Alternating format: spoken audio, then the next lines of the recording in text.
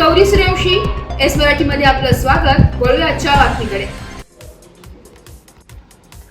पिंपळगाव बसवंत मधील bank of India शाखेत आहेरगावच्या वृद्ध दाम्पत्यांची भरदिवसा फसवणूक होत 33,000 रुपयांची चोरी झाली आहे।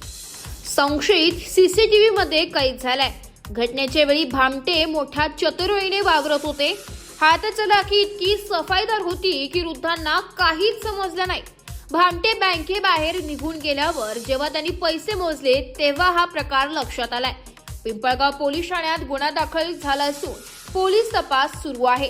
या घटनेनंतर बँकेतील सुरक्षेच्या उपाययोजनांवर प्रश्नचिन्ह उपस्थित झाले असून पिंपळगाव पोलिसांनी लवकरात लवकर या भामट्यांना अटक करून शिक्षा द्यावी ही नागरिकांकडून अपेक्षा व्यक्त करण्यात येते।